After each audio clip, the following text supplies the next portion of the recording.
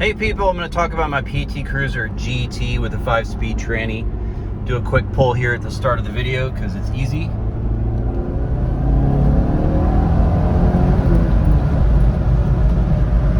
That's a second gear pull.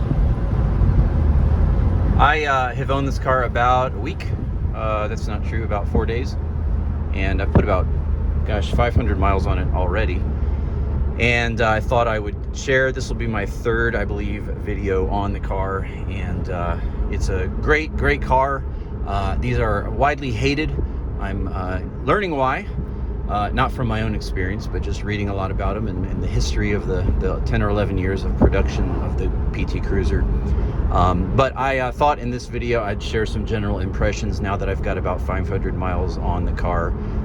This is the 2004 Gen 1, so the 2000 through the 2005 were the Gen 1, and then in 06 they did a refresh. The car's got a few changes, to the styling, the interior, the output, power output, so this is a 2004 GT. Again, it is the 5-speed, the 2.4 liter turbo car, and the first gens, I am quickly learning after driving a first and a second gen that the first gens are by far superior in my opinion. That's not everyone's opinion, but just in particular to the aesthetic of this car, which I'll talk about in a moment. Let's see if I can get a third gear pull here. If this light will stay green. Oh, it turned red. I'll get a third gear pull in a moment. Well, let me just start with power. I'm going to talk about the engine. I'm going to talk about fuel economy. This will be 8 or 9 minutes long. I'm going to talk about the simplicity of the car. I'm going to talk about practicality and visibility, and then reliability is kind of the plan I got in my head here. Well, first we'll just talk about power. And again, I'm specifically talking about the 215 to 20 horsepower. I've seen both ratings, 245 foot-pounds of torque with the GetTrag 5-speed tranny. Marvelous combination. I was surprised. I've driven a lot of cars. As I mentioned in the last video, just even recently did an 8th gen Civic Si, did an older 90s Volvo turbo that's a monster turbo. Those things will climb a tree. Just a whole bunch of other cars recently in S2000 I was thinking about buying. So I typically try to find things that are interesting to me, and this car, when I drove it, the Powertrain, there is weird styling, there is reliability issues, there is high cost of repair, all these different things that people are kind of know about these cars. I'll just do another second gear pull here. Let me get straight. And there's a cup. What up, cup? All right, here we go. Oh, time to shift. Just go straight to 5th. I'll give you a third gear pull here in a moment. But really a marvelous powertrain. For me, that was it. Didn't care about the looks, didn't care about the reliability. These are at a price point that's low enough that you can get into it and have some fun for a relatively disposable amount of money. But the powertrain is just marvelous. The transmission, the 5-speed is just great. The gearing is amazing. There's power pretty much anywhere after 2,000 RPM. This does have the feel of an old school turbo, which when I say that, I mean that, you rev up to about 3, and then from 3 to 5,000, you just get a very quick, the power, the way the turbo spools. I'll do a third gear pull here for you. This is the third gear. Let's see. All right. We're at 2,000, 3, 2, 1, here she goes. And right there at 3,500 is when it really comes on. I'm not going to accelerate any quicker than that. It does pull all the way to 5,100 RPM though, which is the torque peak. The later second gens, one of the reasons I think the first gen is superior is the second gens, they re-engineered some things that I think had to do with the intake manifold that brought the power on. The peak torque of my car, the first gen, is 3,100 RPMs. The peak torque of the second gen is 2,400 RPMs. So you probably have a bit more of a linear power band, but to me, the way the power comes on in this car is way more interesting and fun.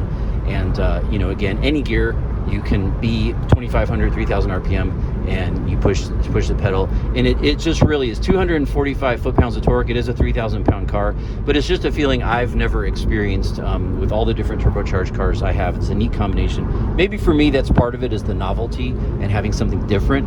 than a Subaru, which I had, or a Fiesta ST, which I had. But in any case, it's a really marvelous car in terms of the power.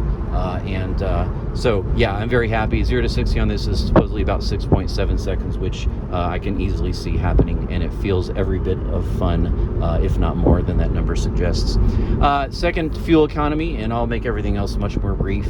These get, I think, 21, 28, 21 city, 28 highway.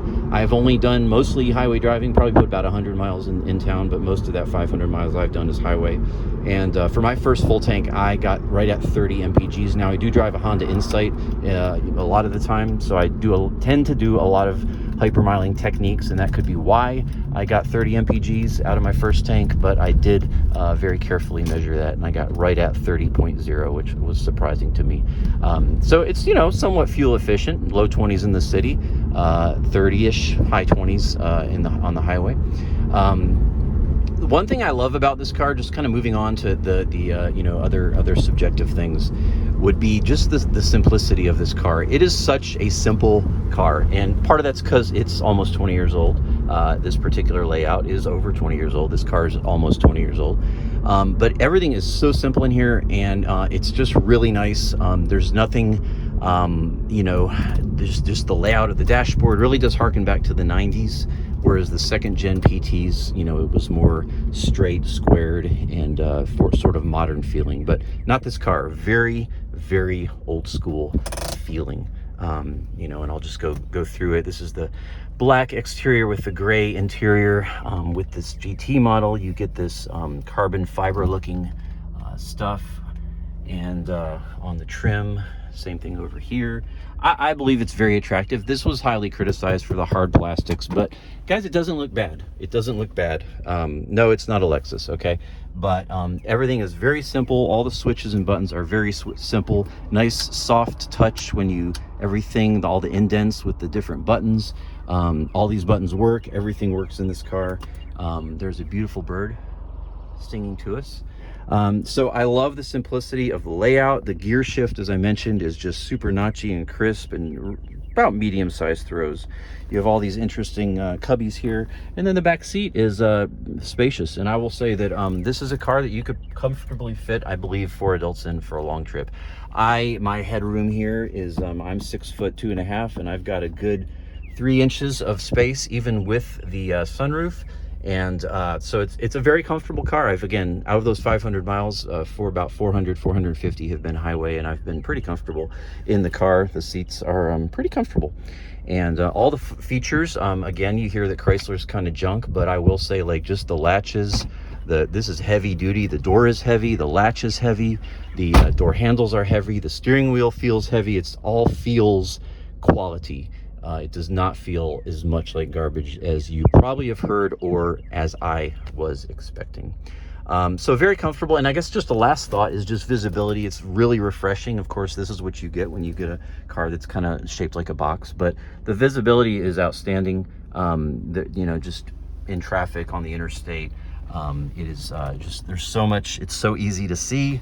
There is that one C pillar, D pillar that are kind of a blind spot, but it's the most visibility of any car I've had, golly, I mean, since I can remember. And I've had a lot of cars, so incredible visibility here. It's quite wonderful.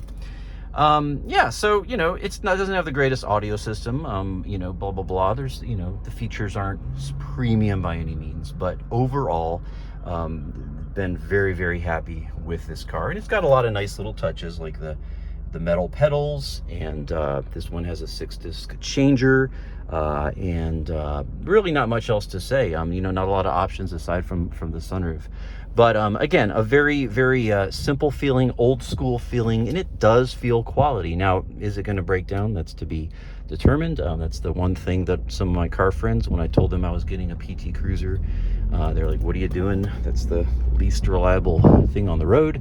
This one has been taken care of and is so far holding up. Has a few noises, but I'm working on that stuff. But yeah, that remains to be seen. But again, for the cost, as I mentioned in my last video, you can get into a used PT Cruiser for $1,000, you know, $1,500 if it's beat to death, needs some work. You can get into a pretty nice one with no warning lights on and no problems for $5 or $6 grand. You know, and then you can get anywhere between that. And you know, I got a great price on this. It was fair. It wasn't too much, wasn't too little. But you know, for what you're paying, if a few repairs have to come along, hopefully that won't happen to me. But you know, that's part of the price. Hey, a good car for, you know, around $4,000, $5,000, $6,000. You could get a Honda Civic, but this car has a lot to offer. And kind of my final comment with this just POV review is it is really that, like, yes, this is less money than a comparable Honda Fit, but I'm just gonna say, I really feel like you get a lot for your dollar with this car. It is a budget buy, it is lower quality, but you get a lot, particularly if you can find a GT in good shape with the 5-speed transmission. You are getting a whole lot of car in terms of acceleration, features, you know, performance, ... So hey, thanks for watching. Next video, I'm planning to talk about the GT and kind of what makes it special aside from the standard PT Cruiser. I'm continuing to research myself and do a couple little mods, so we'll talk about that as time unfolds. But hey, thanks for watching. Leave your comments on the GT Cruiser, and peace to you today. God bless you. See you next time.